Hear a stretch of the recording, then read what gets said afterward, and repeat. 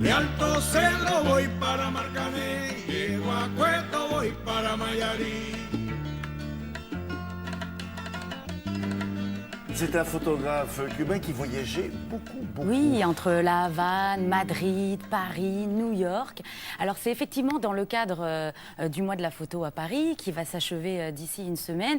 Donc c'est l'occasion aussi de solliciter les grandes institutions, également les galeries, pour nous présenter un joli florilège sur la photographie. Alors là, on parle de Jesus Fernandez qui est né dans les années 20 à Paris. Et lorsqu'il est parti à New York travailler au début des années 50, il s'est fait appeler Jesse Fernandez pour se démarquer un petit peu des autres exilés cubains. Alors Jesse Fernandez a été un grand reporter pour le magazine Life, notamment pour le magazine Revolution à Cuba.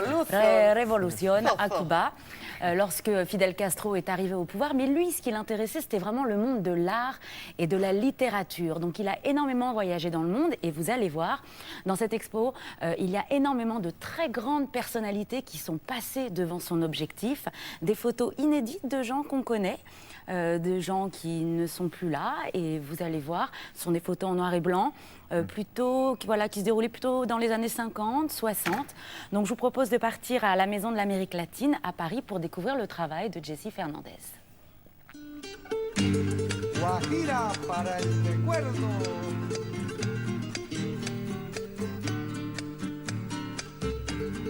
Jesse Fernandez est un photographe cubain d'origine espagnole qui était aussi peintre, qui appartenait à une génération cubaine très intéressante avant la Révolution. Ce qui nous retient surtout, c'est ce regard d'un photographe errant qui, de New York à La Havane, de La Havane à Paris, de Paris à Madrid, enchaîne des moments.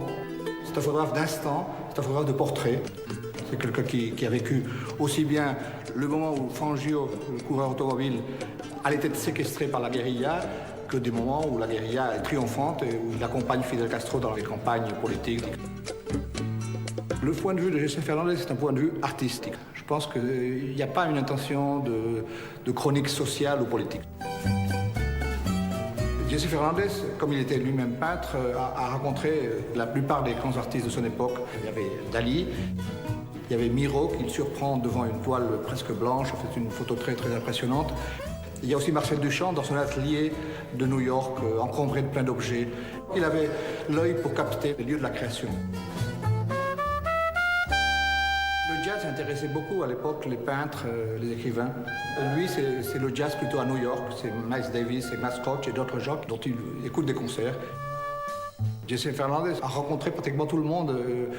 La rencontre Hemingway et Jesse, c'était inévitable à La Havane dans les années 50. Quand Jesse de New York vient à La Havane pour faire des photos pour Life, bien entendu, ils sont très intéressés par avoir des photos de ce personnage qui habite l'île et qui fréquente la vie nocturne. À New York, il allait dans les salons. C'est là où il rencontre Dali ou Borges, ou tout d'un coup François Sagan qui vient d'avoir le grand succès de Bonjour Tristesse. Et alors il est un peu comme perdu aussi dans la foule de New York. Il y a deux photos cinéma que j'aime beaucoup. C'est la photo de Buster Keaton, qui est très Buster Keaton. Il y a une autre photo qui est là, tout à fait fortuite, c'est Marlène Dietrich. Je pense que l'héritage qu'il laisse, c'est surtout une certaine atmosphère de l'art, la littérature, la musique de son époque.